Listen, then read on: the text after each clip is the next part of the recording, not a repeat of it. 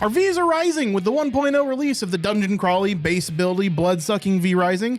Then we get our Zerp on with some PPE when talking about exclusivity and why the old Sony VIP says we need less of it.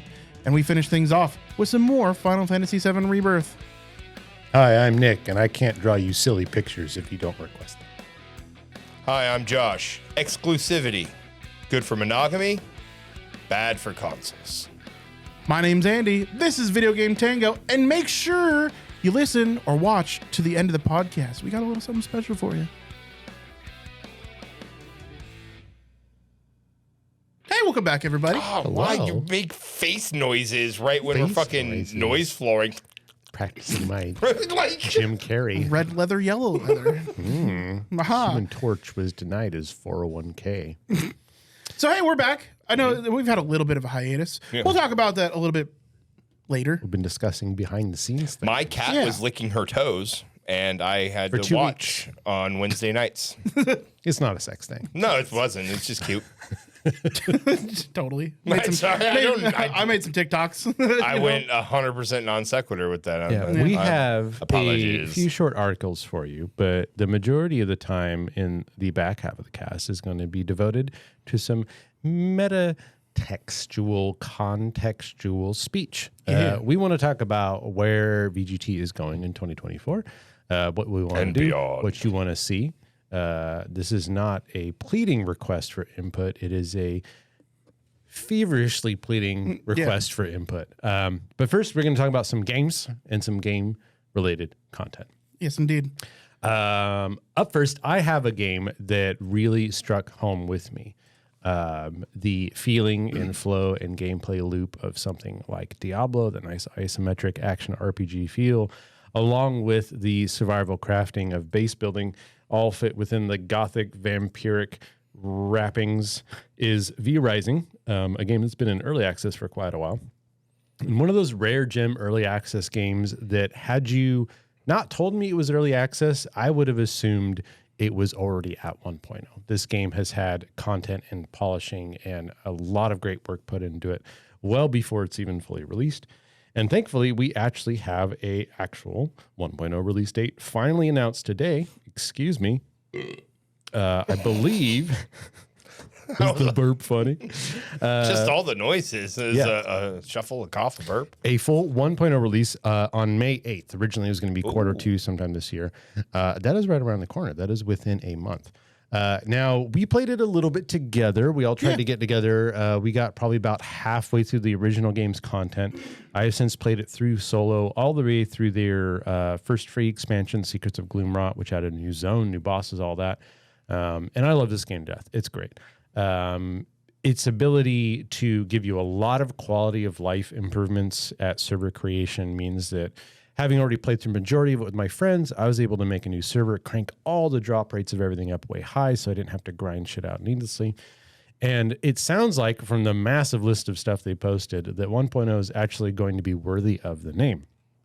Just to kind of read through my notes here and touch on some points, 1.0 is going to come with a moderately big overhaul of how their spells work. So the game is similar to Valheim in that all of your new abilities and progression is tied to defeating bosses. You can play as much as you want, but if you don't defeat bosses, you don't get new stuff. So most of your game is you find the nearest boss and it's of your level and you fight it and you beat it. And that's fine. That's great, especially in your first playthrough.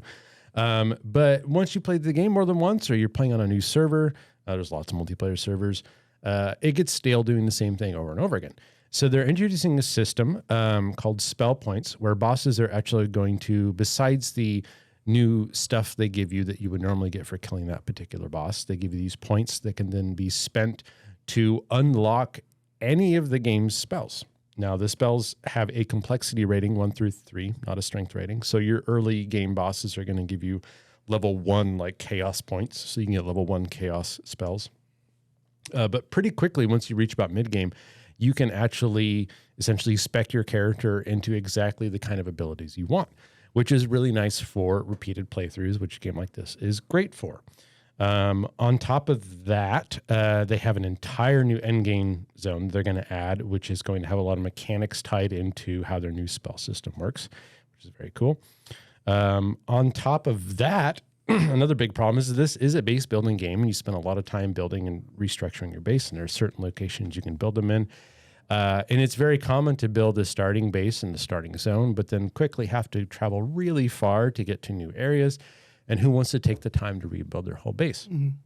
Well, they're implementing a new device that you can unlock in game that you go to a base building area, you place it down, and it just allows you to transfer everything you've built a piece at a time to your new location. So if you've built 342 castle walls and 90 ceilings, you just get those and you can rebuild your base on the fly in the new spot without having to break them down into their individual components and rebuilding them. And they've got a whole new method to make that even faster than building the first base in the first place, which is going to be very useful in multiplayer servers where a lot of people new to a server will take up all the easy spots and they don't ever want to move because it takes so much effort. Right. On top of that, they've added in multiple new tiers of armor throughout the game. And they quickly start allowing you to specialize into those 4 roles the game has: the warrior, the tank, the rogue, and the scholar. So you're going to be able to, from pretty early in the game, start specializing into being more of a physical character, a support character, tanking aggro and defense for your team, or focusing on long-range spells, which is really great, including new final tier capped weapons that have unique effects and the like. On top of that, the final in-game content that the game has now involves beating one of 3 quote-unquote in-game bosses that gives you a structure you place at your base that gives you and everyone in your castle a buff.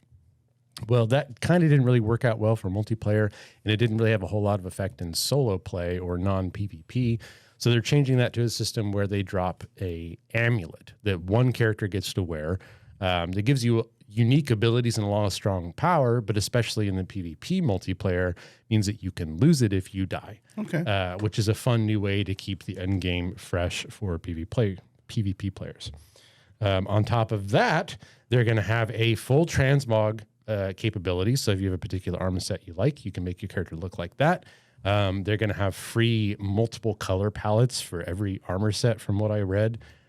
So your ability to customize your character is going to be even more so than it is now. They've completely overhauled the engine, especially when it comes to lighting. So no more moonlight coming through your castle walls. They're adding controller support. There will be a new major, very impressive final boss, extra in-game events, and they've done dozens and dozens of in-game performance improvements. All of this really wasn't needed. The game in its current state, especially after Secrets of Gloomrot, feels like a fully complete game, especially in your first playthrough, 30 to 50 hours, easy, if you're taking your time. So getting all this stuff for free just feels like I'm getting expansions to a game that I've already played through and loved without any additional cost. And on top of that... It's a nice feeling. No foreshadowing there. I love to talk about indie games, and V-Rising is one of those games that for $20, if you like this kind of genre at all, isometric combat, both really good PvE or PvP content, depending on your flavor you like, a lot of quality of life features. You're not super big into survival crafting, so you don't want to have to worry about that stuff. It's very easy. The base building isn't like Valheim complicated. And if you're looking for like that itch of like Diablo 4 that never gave you kind of get that in this. And I just, for $20, how do I not recommend it to everyone that has a PC, So again, May 8th, it's coming out in less than a month. Excited to try that out. It'll be time for me to come back. I was honestly just thinking that it's like, man, it's been enough time that I don't even really remember the first few bosses. That could be fun. That could be fun. A lot of fun. When we started first playing V-Rising, it was right after a long playthrough of Valheim. I believe so. Yeah, it was pretty close. They're on each other. What I really didn't want is to burn out on a game before its release. Because while I still enjoy playing both, Valheim syndrome had happened to me like a couple times before jumping in to V-Rising. And knowing that there was more content coming down the road, looking forward in the roadmap to see that, this is still a game very much being worked on, and to expect more work being done soon, patches to be coming out regularly. I was like, okay, well, I know that I like this. I own it now.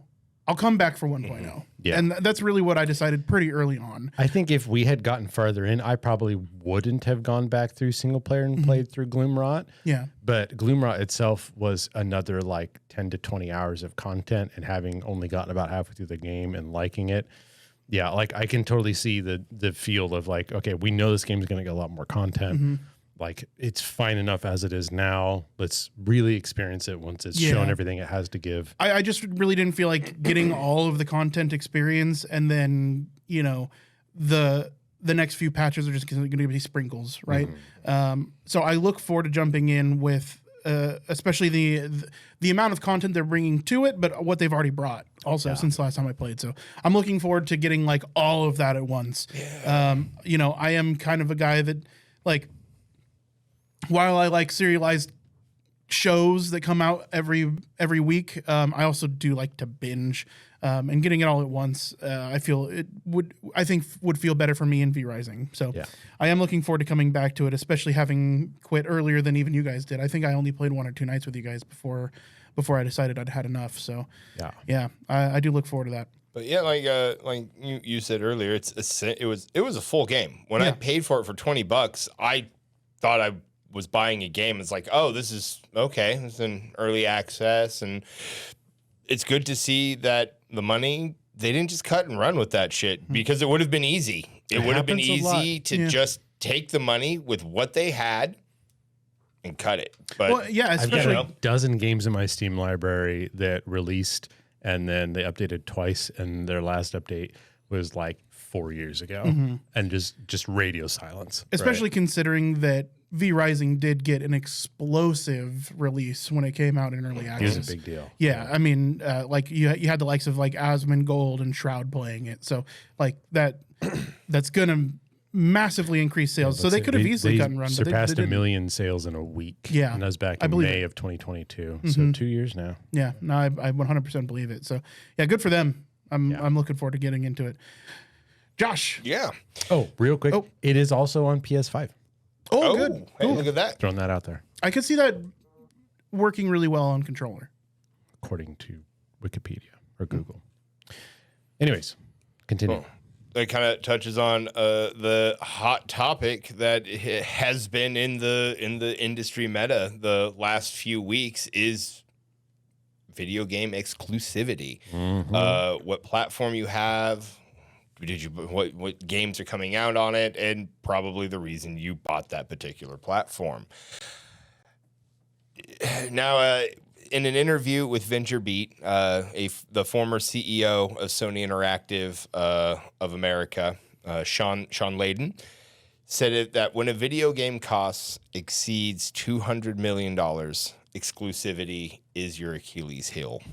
And essentially, what he's talking about here is the funnel isn't being opened any further when you have an exclusive rights video game. And he gave a really good example with Spider-Man 2, the new Spider-Man game that came out. Its original budget was $270 million. It went $30 million over that budget. So it just recently, it had to sell 7.2 million units to break even. It's only recently, one of the most exciting and most played games of the end of 2023 and the beginning of 2024, just now broke even. It's just now becoming profitable. Which game again was it? The Spider-Man 2? Yeah, Spider-Man 2. Now, and if your game is, say, in that Call of Duty, that Apex, that free-to-play market, 95% of gamers aren't going to spend a dime, a penny, not 1 red cent on your game. They're going to play it for a week or two, and then it's going to go.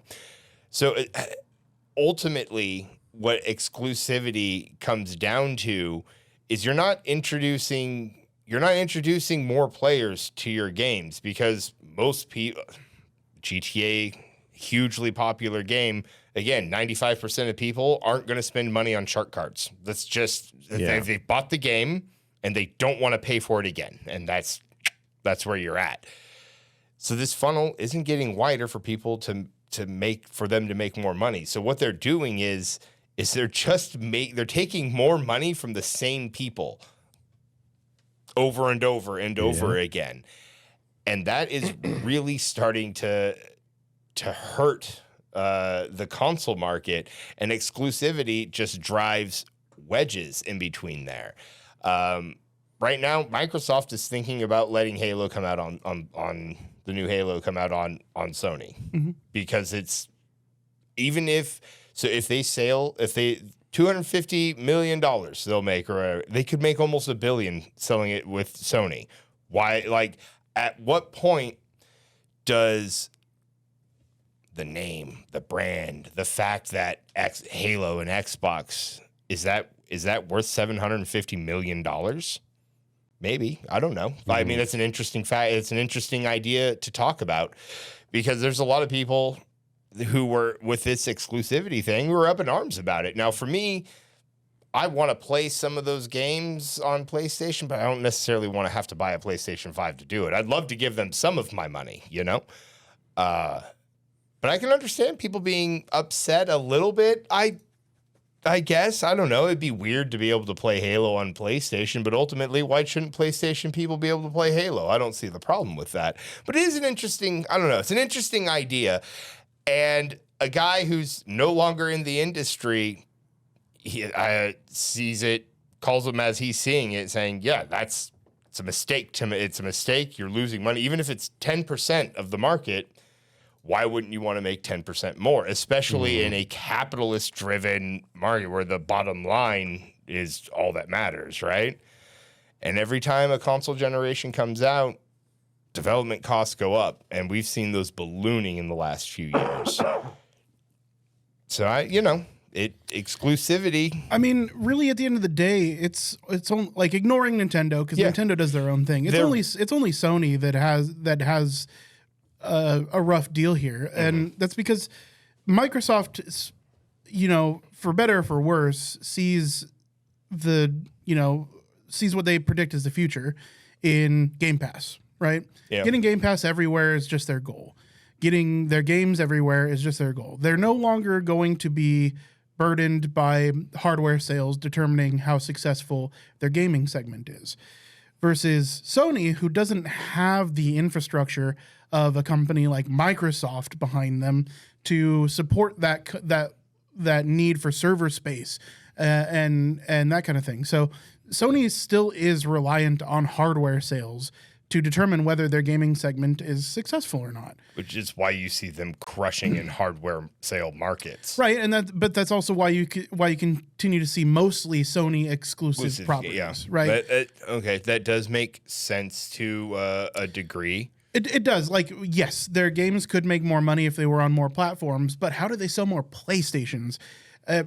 Finding a balance for them it's got to be pretty difficult, because I'm sure they would love because they have developers under their belt.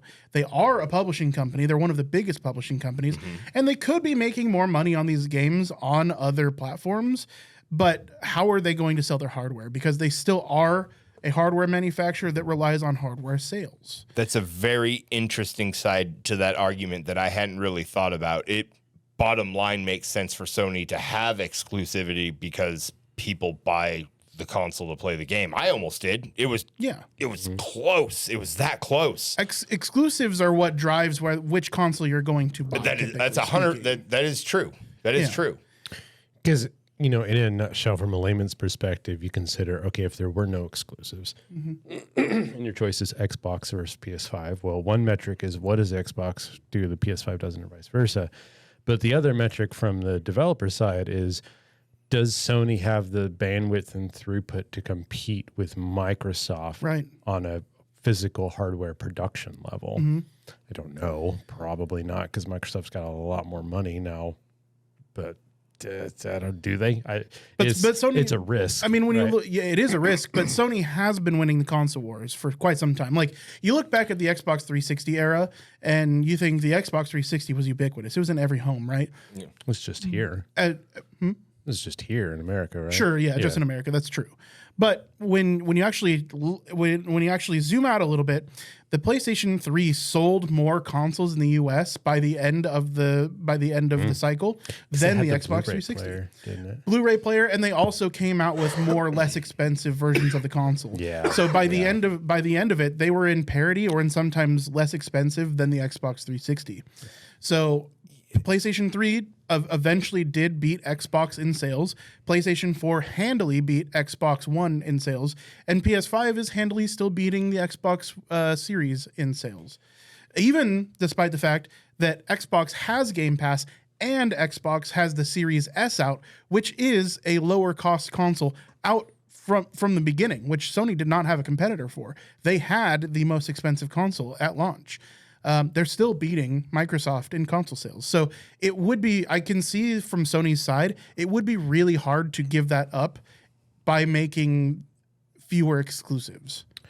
I want to jump in here and bring something up that's tangentially related because I was actually kind of surprised. I was looking at video game news today and I came across an article on GameSpot, of all places, titled "Video Game Industry Layoffs Are Worse Than Ever. How Did We Get Here?" Yeah. And I was actually really impressed by how well in scope and succinct this article kind of puts the whole situation we've been in. And I feel like this exclusivity thing ties into this as like a symptom. So I'm going to give a shout out to Phil Hornshaw for writing this on March 12th. And it talks about a lot of things, but what the article boils down to that I really appreciated is that we had X amount of money being made by games pre-COVID, and then COVID hit and shook everything up. The projected profit for video games, I think the year after COVID started, was like $215 billion, where previous profit was like in the mid hundred somethings. It was a massive increase. And because of what this article gets at, companies now, even outside of games, and this is something I learned recently, have been running off of what's called ZIRP, zero interest rate policy, for quite a while now.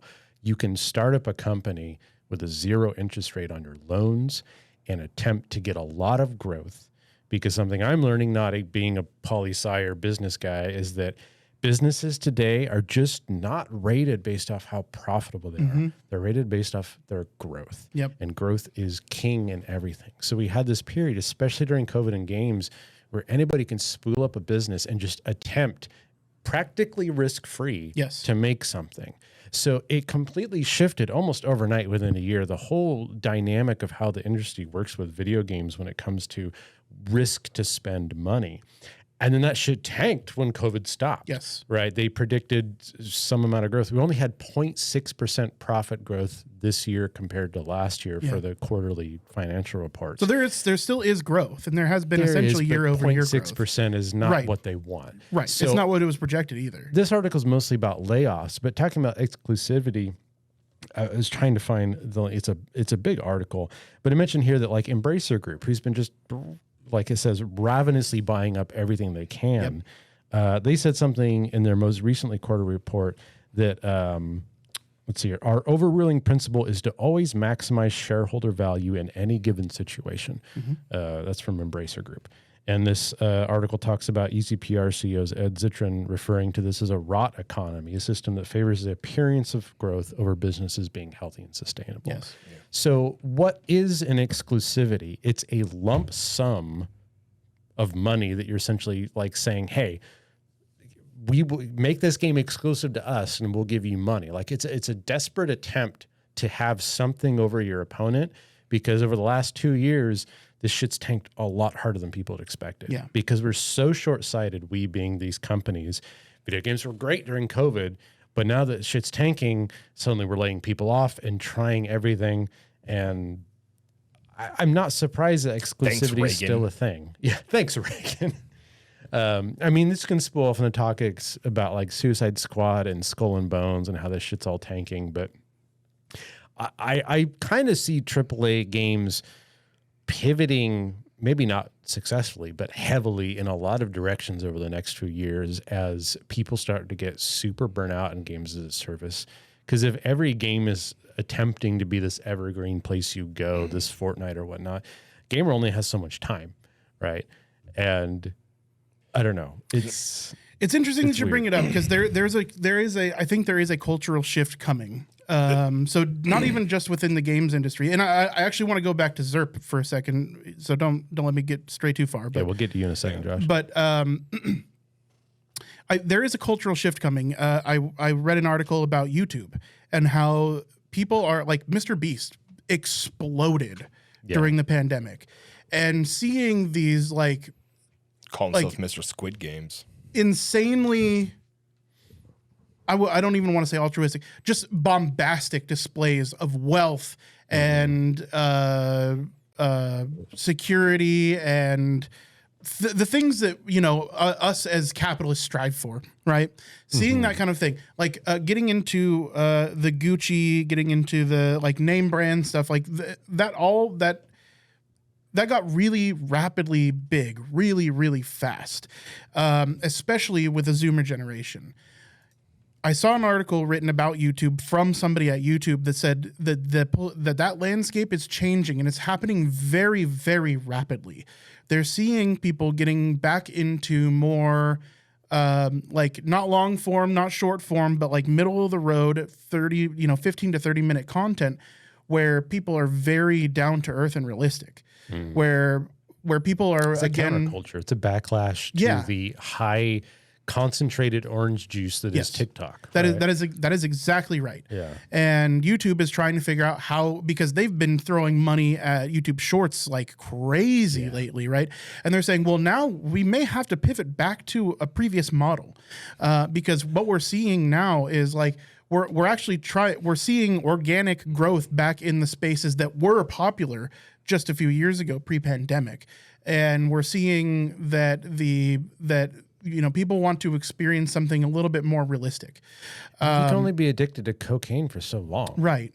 Totally. Like, that's what TikTok is. But I think that's a cultural thing. As much as it is like per industry, I think it's a cultural thing. And I think we will get back to probably smaller studios developing still big games, right? We're still going to be seeing AAA games, but maybe going back to the drawing board a little bit, because they've been handing us like, this is quadruple A title, this is triple A title, triple A title, triple A title, one after another, and especially with like we're seeing the peak of sequelitis happening right now.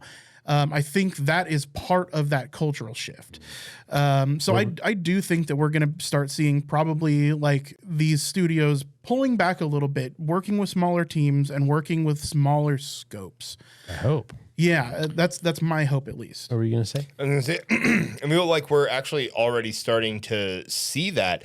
Both Dreadwolf and Mass Effect 5, they had an entire development skew going towards live service. They were looking at like both of these games being a live service game, and that was decidedly against. Yeah. No, we're not doing that. And so I think EA is the head of that development company at the very tippy top. Yeah. So if they're the publisher. Yeah. If the big boys like that are coming out and saying, not on these, it's the single player story driven thing, where I think we're already starting to see a turn, because we got a turn from that with Batman in the Arkhamverse, right? Those were single player, story driven, rich, combat games. You're you're adventuring, but you go back and play that original Batman game and tell me that's not one of the fucking best Batman stories. Look me in the eyes and tell it to me. We'll fight over it. It's the hard writers for that game. And then it devolved to the wild trash fire floating on a barge careening towards a mega yacht that is Suicide Squad. We've watched it devolve, and I really feel like we're going to see a curb to that. Yeah, we're already starting to. So, yeah, and as you brought up ZERP, and that just like, so that's something that I've actually looked into quite a bit. I won't go too far into it, but another thing like that really going back to COVID. Okay. And he's putting his polo shirt on. COVID, ZERP, and then there's the fact that everybody was getting the PPE loans. Yeah, companies were being created just to take advantage of PPE loans. And the fact that there's almost no failure state during that time led to a lot of what we're seeing now, I think. And where of course I feel terrible for all the loss of jobs. I want to reiterate that like this was already written in the sand. Like the explosive growth that happened in the gaming industry during COVID, A, was latent. They were way too late in doing it. And B, it was irresponsible, the hiring that they did. And C, they were hiring C talent to make sure these games came out as fast as they could to leverage the exponential growth that we were seeing in those 2 years. So, as much as I hate to see all these people lose their jobs and a lot of talent go to waste, unfortunately, it was bound to happen because the industry was irresponsible with their hiring and spending. So it's the same thing in the tech industry. Move fast and break things. And so it was just unfortunately inevitable. This is all a symptom of capitalism. Yeah, straight up. None of this would have happened if we didn't have a stock market. Thanks, Ronald Reagan. Yeah. Well, hey. We had our articles. Did you want to talk about yours? I sure do, just briefly. I don't have a lot to say about it. I know it's weird. But speaking of a game that's single player, stands on its own, no DLC and games as a service, etc. Weirdly enough. How exclusive is it? It's very exclusive right now. VIP. But it is a AAA title, Final Fantasy VII Rebirth. I know I've talked about it a couple times here and there in the past.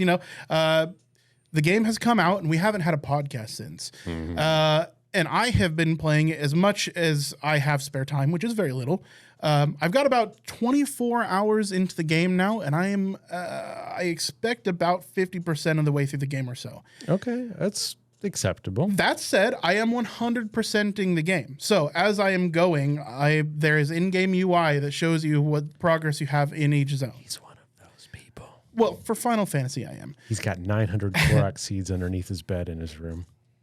That's probably not a lie. So I'm finding that I actually have like so many of the herbs and stuff that you can pick up from the world map that it tells me I'm unable because my inventory of them is full. You can only stuffed with. You can only carry 99 of a resource at any given time. Bro, need some of these resources for other people, bro. So yeah, I'm spending a lot more time than probably the average person is in doing this. But that said, that's open world exploration that I'm doing, which I do not do in video games, and I am loving it so far. That's one of my favorite parts of this game because I know what's happening in this game. Right, I've played Final Fantasy VII. Yeah. And they've stayed pretty close to the story so far. They've changed little things, but nothing that's like, no major plot points have been changed from OG.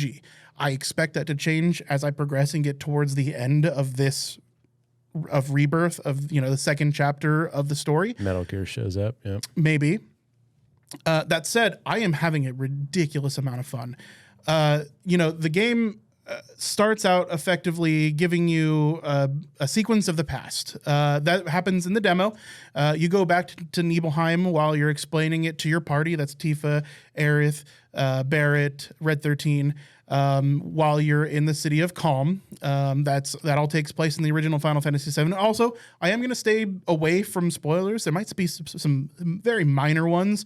I will be talking about like some mini games that are in the game. If you don't want to hear that, then this probably isn't for you. Skip ahead probably about 15 minutes from now. I'll be done talking about it. But if you're a zero spoiler kind of person, I'm going to be maybe talking about some minor ones. Rosebud was a sled. That said, everything that I'm going to be talking about is like not major story content. So you start out in Calm. You're telling the story of Sephiroth and going back to Nibelheim. That was on the demo. I explained that in the previous podcast. You then start in Calm, and the game does a pretty good job, if you hadn't played Remake, of getting you back into, or getting you into the game. It is fair, if you've never played a Final Fantasy, you could play Rebirth and be happy with it, honestly.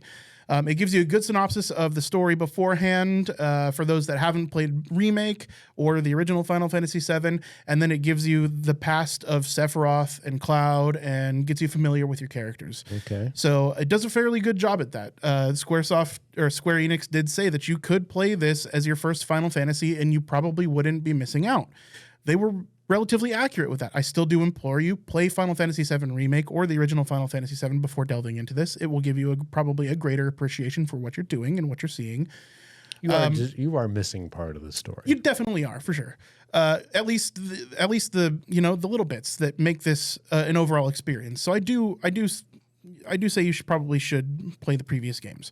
That said, you jump in and the area of Calm does a very good job of breaking you in for what you're going to experience next. Calm is an insular part of the game that gets you familiar with a lot of the things that you're going to be doing in the coming future. And that's a little bit of the overworld map travel. That's a little bit of checking out points of interest. That's getting you into the game of Queen's Blood, which is what we have on screen now. That is one of many, many, many games that Final Fantasy VII Rebirth has. We'll get into that shortly. Of course. But it also gets you familiar with the characters if you haven't played it. It gets you familiar with a lot of the new systems that you're going to be introduced. All of those systems are different from the ones that were in Final Fantasy VII Remake. So where Remake, a lot of what you did when you leveled was you leveled your weapons. You don't do that in that system in this game. They've changed that system. They've changed how materia works and the type of materia that is available to you. Materia is how you cast your spells or other abilities in combat. They've even changed how Cloud's combat works and how the other party members' combat works. This is a different game from Final Fantasy VII Remake. So while it does start from where Final Fantasy VII Remake does, all of the systems, the combat is different. As far as the feel of combat, it's familiar enough. You're not going to be lost in it. You're not going to be relearning everything. Some of your muscle memory will contribute to how the combat works in Rebirth, but they totally freshened it up. It doesn't feel like I am not going to get bored with combat just because I did 50 hours of it in Remake. It's excellent in that way. And it feels tighter than it was in Remake. They definitely took what they learned from Remake and they improved upon it. On top of that, let's get into the mini games. There is a mini game like every half hour in this game. It is ridiculous. Be a Final Fantasy game without mini games. Oh, not only do you have your card game, which I think may be my favorite of any of the card games that have been in any of the Final Fantasies that I've played. It's called Queen's Blood. It's a great little tactical CCG played on a board game. It's really fun. I found myself not only playing, what was available for me in the story, but actively seeking out other players while I've been going through the game so I can play more Queen's Blood. On top of Queen's Blood, they bring back Fort Condor, which was a mini game that they brought into the Yuffie side of the story in Final Fantasy VII Remake Intergrade, which was the DLC for Final Fantasy VII Remake. But they add hero classes in the form of whoever happens to be in your party. They contribute differently to the board game than the board game was before. Not only that, but they give story progression to the minigame, which they had not done before either. That story will add additional content to the game if you decide to go through all of the Fort Condor minigames, including a hard mode, which they didn't have in Intergrade.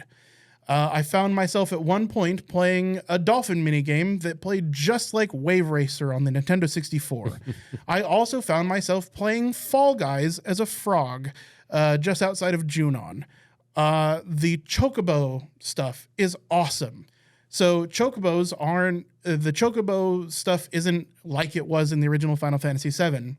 Rather than raising your own Chocobos, etc., the only things that you can really give them are visual upgrades. You can get them armor and stuff like that through earning golden plumes, which you just naturally get throughout playing the game. But the first Chocobo that you get, He's just a normal chocobo. Just He a runs little around on guy. the ground. He's just a little guy. He doesn't do anything special. Now in the second area of Junon, once you get your gray chocobo, which is the chocobo that is native to that region, so the chocobo's abilities are split up regionally in this case. That chocobo can scale nearly vertical walls, which adds to like Junon area is the second area in Final Fantasy VII Rebirth, and that greatly expands, just that verticality greatly expands on the amount of content and experience that you get in that second world map area. I don't have a bad thing to say about this game yet, and I have really been trying to poke holes in it because I hate to just be the guy that really loves Final Fantasy VII, but I have been enjoying myself immensely. The game, like all of the old stuff is there. When you're going through Junon, there is a mini game for the marching as you're marching in the parade, which was just a short little rhythm mini game in the original Final Fantasy VII. They greatly expand upon that in this version. Not only do you have that mini game, but the difficulty of your performance is dependent on the soldiers that you recruit, which is an entire mini game previous to this mini game. Recruiting soldiers is finding them throughout Junon and finding like their rarity and their difficulty and doing a match of those things. They have an entire UI for setting up your parade, and it happens once in the game. Got that Sony money. They went all out on making sure that every little part of this game was fleshed out and fun and delivers a unique experience that it's like you are playing many, many games with an overarching story, theme, plot, narrative, and characters. It's actually incredible how they've done it, because I find myself not just enjoying myself, but to the point where I fully lose myself in this game and lose track and sense of time. It will be, and that happens rarely for me. I always have self-guilt when it comes to playing video games as far as the amount of time spent in them. Time is not a factor when I play this game. It's actually kind of dangerous in that I get so lost in what I'm doing and how much I'm enjoying it that one moment it will be daylight, the next moment it will be past my bedtime. It is fully engrossing. I am finding myself enjoying every aspect, even the combat, which in Remake, for all the fun that I had in Remake, did get fairly repetitive. In Remake, I just looked forward to getting to the next plot point. In this one, I am looking forward to getting to the next plot point, but that also makes me kind of sad because I just finished the region that I've been working on so hard, and like, dang, I'm seeing the end of that, and now I have less of the game to play. It's kind of fantastic how much I'm enjoying this, considering how little I've been able to enjoy AAA games in the last few years. I'm finding myself just totally lost in this thing. That's great to hear. Yeah. Again, I think all the systems, they've just nailed them. They're all fun. I haven't found myself trudging through anything. That even includes the overworld content in the open world areas, where some of it is just going up to a satellite so you can expand your view on the region a little bit and get some more points of interest. I find those all fun because every single one of them introduces a totally new element to the game that I haven't experienced yet. And yeah, it's a blast, man. I really encourage, if you've got a PlayStation 5, I think this is a no-brainer. Pick up Final Fantasy VII Rebirth.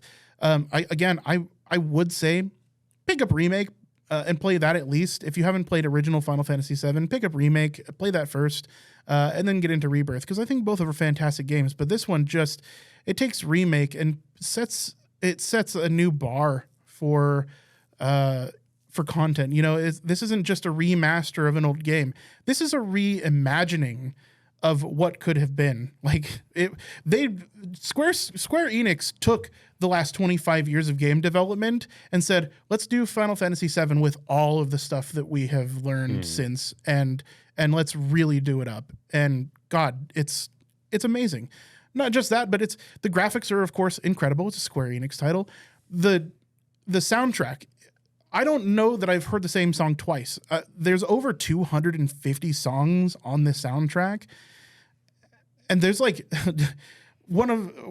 there's a song for a singular like trash mission. It's literally an escort quest. Yeah, and they made a song for it, and it ends up being one of my favorite songs in Final Fantasy. Period. It's just I'm really impressed. I don't usually gush this much over like a AAA game, but it's endearing, it's fun, it's wholesome. It's also dark, mysterious, dangerous. It's got so many qualities. They're hard to list. And man, like I don't know what to do more than just gush about everything, you know? I'm glad you're enjoying it so much. Yeah, I'm surprised. I honestly felt like going into Rebirth, I shared my my fears for Rebirth, but none of them have manifested so far. Again, only halfway through, but it has been a delight. The last thing I did before I got to Costa del Sol was I fought Red 13 in a game of Queen's Blood. And the whole thing up to that point was a fun little ruse. It's hard to explain without getting any spoilers, but it's just the game's got personality for days. That's cool. Yeah. So highly recommend it. I know it's selling like fucking crazy. I know right now it's hard to get your hands on at the moment. Like even the non-collector's editions are sold out most places. That's cool. I think oddly enough, it's a game deserving of it because this really feels like a game that like a lot of people put a lot of time, effort, energy, and soul into. Oh yeah. Yeah. Cool. Well, do we have time to talk about the other thing? We do. Yeah. We have a little time. Let's go for, 10, 15 minutes. I don't want to bore anybody talking, behind the scenes, but what I do want to do is, so we found ourselves at, I wouldn't say a loss because we like what we're doing, right? Bringing the video game news to you guys every week has been an honor and a privilege for me. Getting together with a couple of my friends and just shooting shit over video games, I love doing. We kind of do that anyway. We're just doing it in front of a camera and a little bit more, with a little bit more structure to it than we normally would. But we have been talking about what we want to do with the channel and where we want to go with things. Nick and Josh have a few thoughts. I have a few of my own. I'll just start with one and something to allay any fears that you might have. I think Video Game Tango, the podcast as it is, will more or less stay the same. We might see some minor changes here and there, just trying new stuff. Mm-hmm. But we do enjoy bringing this podcast to you guys. So the structure of this probably won't change too much unless you guys are really digging something. Let us know, of course. But we have been talking about bringing some additional content to the podcast. Instead of talking necessarily industry news, we might bring a little bit more meta discussion about video games in particular. We might bring examples of other media, like, Josh and I could talk ad nauseum about the new Halo show. You could say that I kind of would harken back to our early Video Game Tango / Balcony Time days and the content that we used to bring then. But I'd like to hear from you guys, like what your thoughts are and, what you'd like to do or like to see, or just like what we're throwing around as far as possibilities go. Yeah, no, I kind of like the hybridization of doing that because I like doing news. I do want to branch that out a little bit and talk about other forms of nerd culture because I feel like that's our target audience is the nerds out there, and I love playing video games, but I also like watching Lord of the Rings and discussing Lord of the Rings and crap, and I also like superheroes and. I want to bring in some of that. I think that'd be fun to get to do that too. For sure.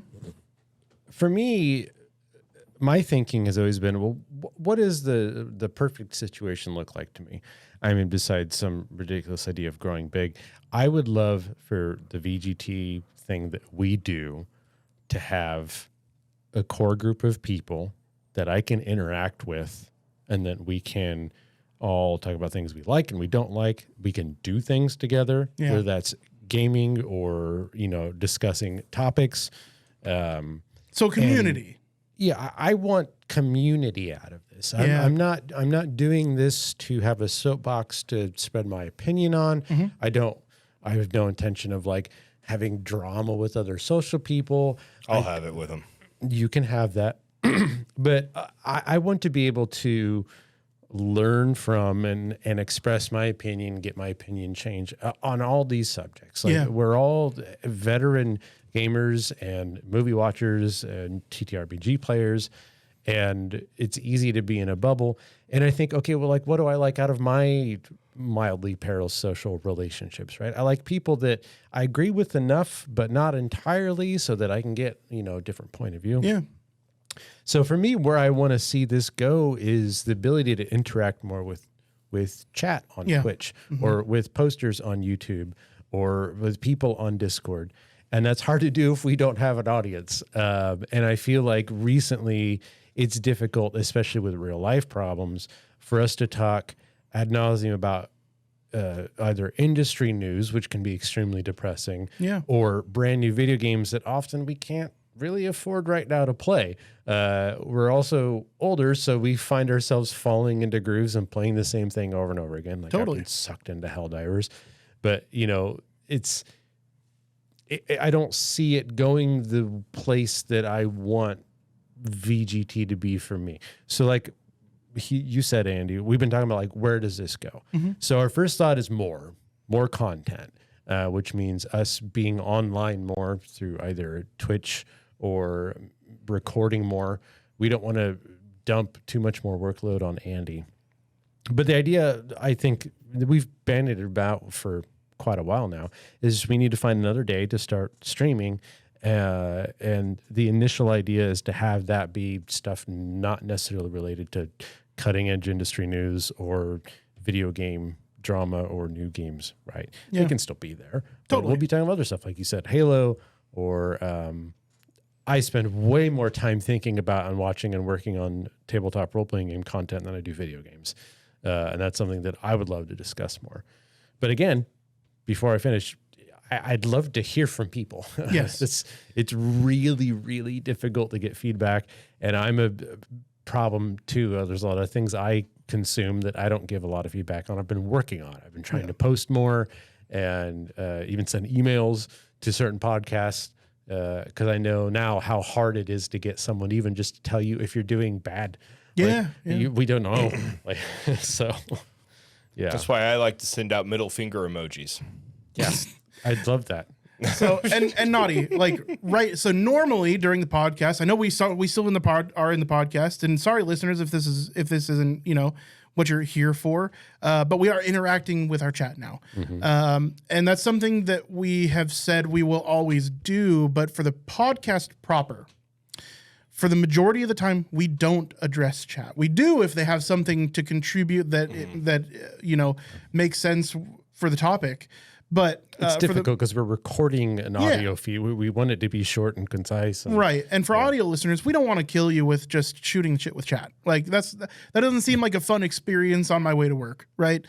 So we just give you in a very structured way the video game news and what we have been delivering. So what we're talking about is additional content on top of the podcast. So that's why I say the podcast is probably isn't going to change too much unless it's asked for, right? Like if the general audience wants us to be doing something a little bit different, then that's something that we'll explore. But for the most part, probably staying mostly the same. We're going to experiment with some stuff for sure, I think, in the coming few weeks, months. But what we want to do is give more, right? So what we're spitballing right now is having another day of the week where we sit down and we stream for a few hours. And that would be so we can, and Nick, what you're saying is 100% correct, because my idea of a successful podcast and a successful like media driven, entity like we are is a community more than it is making money or anything. Like, I would love if this thing paid for itself. That'd be fantastic.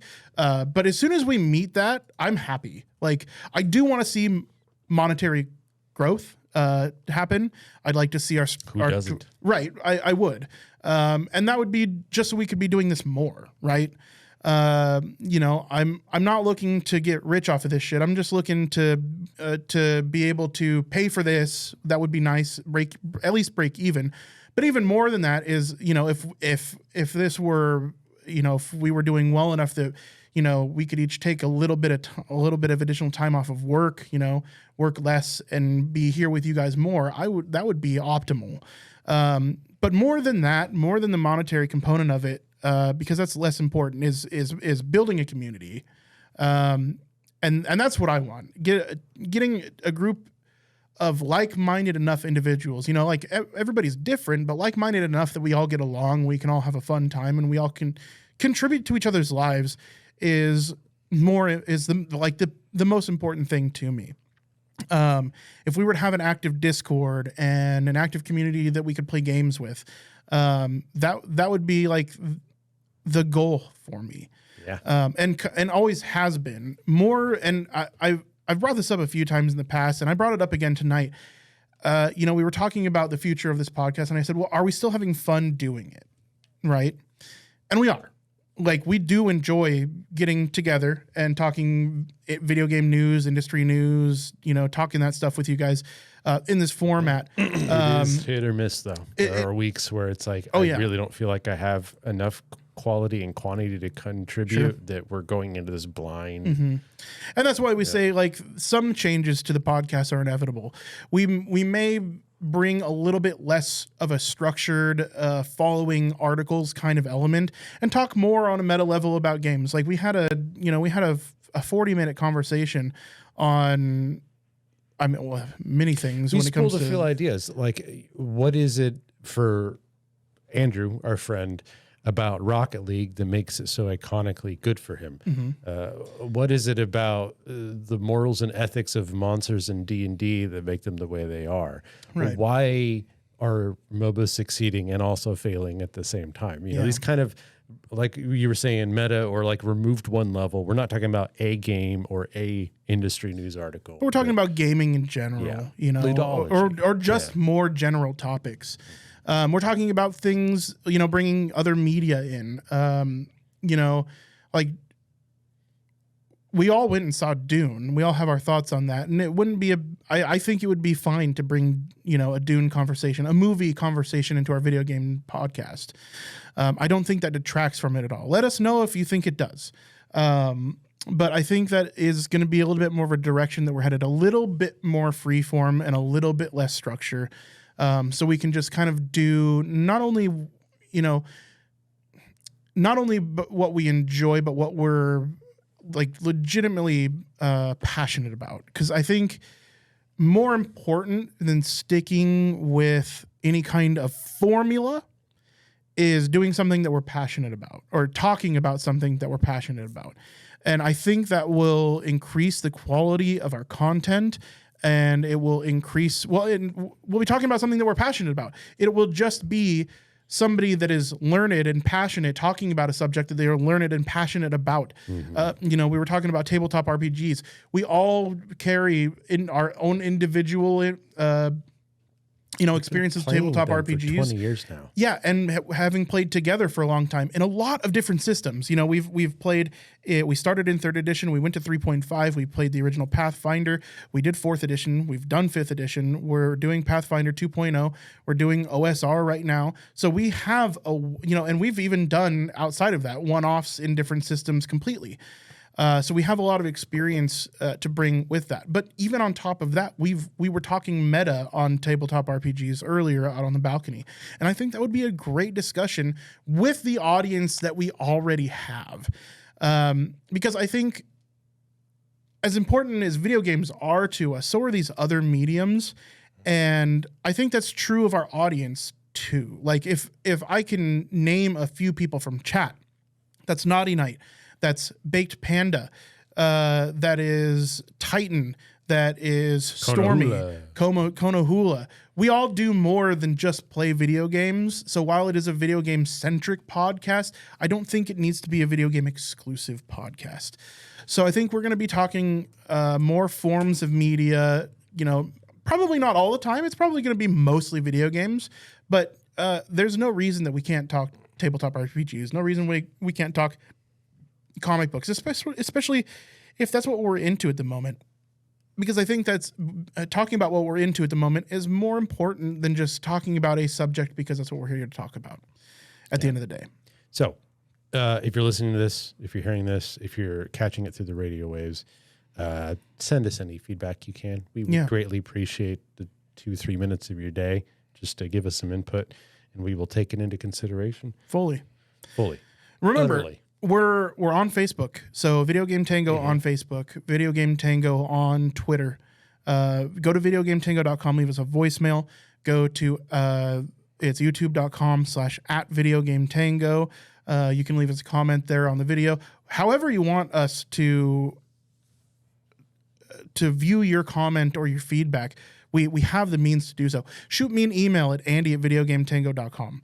You can leave a voice message. Yeah, exactly. You leave us a voicemail on videogametango.com. Click the little pink microphone down in the bottom right, and if you're at PC, you can use your headset. If you're on your phone, you can use your phone. It works on all devices that have microphones. I love it. Yeah, so it's cool. it's freaking amazing. It's the coolest thing.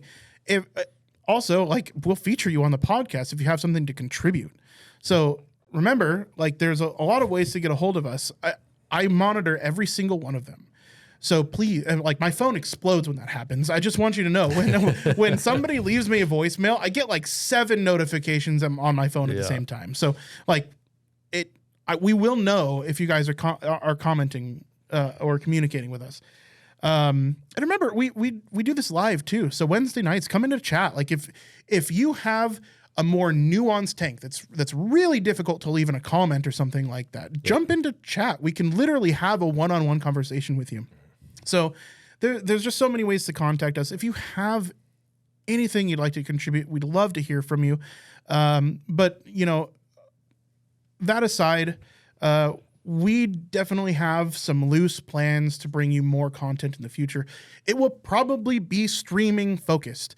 We may release the VODs or something on YouTube, because why not? But as far as, the new content that we're looking at, probably the most likely for us, the least work intensive, would be for us to just be able to get together and stream, shoot the shit with the people that join our chat. Konohula in chat, you're the fucking best. He is a day oneer. Mm-hmm. And, if we could play some fucking marbles together or some shit, that'd be great. I'd love that. But I think streaming is probably going to be the way we'll do it. I think that gives us the best opportunity to interact with the audience. An idea. Yeah. Here is a reason you should contact us. If you request, and we will do at minimum 1 per cast going forward, either Josh or I will draw you whatever you want. All right. And if it's fit for stream, if it's not too NSFW, we will show it on stream if you wish. Otherwise, we will just draw it. We are each in our own way not great. Very true. But I love what Josh draws, and I have fun drawing, even though I'm not great at it. So yeah, request thing, we'll draw it. We got paper, we got time, and almost no talent. So yeah. So what's to lose? So out of everybody in chat, who right now, loosely we're saying Tuesday night. Loosely we're saying, after Josh and I get off of work, so probably a 7:30ish to 11 midnight kind of deal. Maybe every week, maybe twice a month. Just getting together, streaming together with no structure. Yeah, we can play games if we want to. I'll vamp till the cows come home. Totally. Yeah.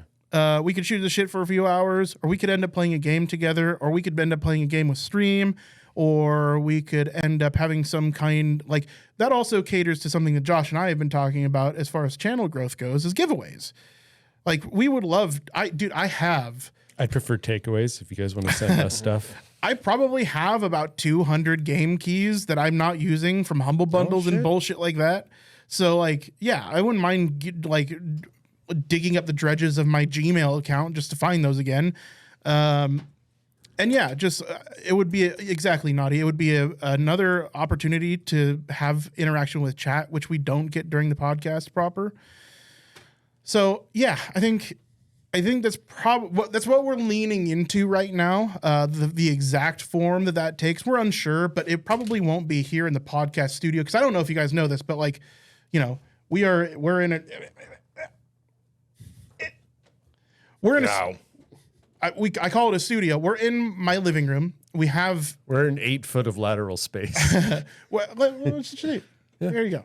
Oh. So we have a series of very professional microphones. We've got all the video capture here. We've got laptops in front of us. We've got, you know, some like serious recording equipment happening up in here. We got a Treant. This is actually a fairly professional production. How the sausage is made. Yeah. We're probably not going to go as far as that. What we're thinking is fairly minimal setups, but done remotely. And I think if we get you guys equipped with some semi-professional equipment, that's something we could even do just even more frequently. So like while we may dedicate a day a week or every 2 weeks to doing something, we could probably get together and stream more frequently just if the setups were all there. Yeah, but of course this year, as we get more and more hardware available and money starts flowing better, like Josh and I can start doing more and more stuff from our house, which means we don't have to spend time and gas money all coming and pooling over here. Right. And it's a lot easier for us to do more content if we don't have to leave home. Yeah, totally. Yeah. Especially me. I got people at home I got to take care of. Yeah. So yeah, I think getting you guys geared up and ready for streaming would be a priority because that just gives us more opportunity, right? So I think with more opportunity will be more content, and with more content, hopefully we'll see more growth as far as community goes. And at the end of the day, that is our goal, is growth in community. We would like to see more people here. And that's what it boils down to me. And it sounds like we're all on the same page as far as that goes. So on top of that, you know, probably getting a public Discord going, probably like as soon as possible. I do want to consult with some people about, because it's become an interpersonal friend group Discord. Sure, we could change that. It wouldn't take that much effort to change that, or whether we create a new one. Who knows?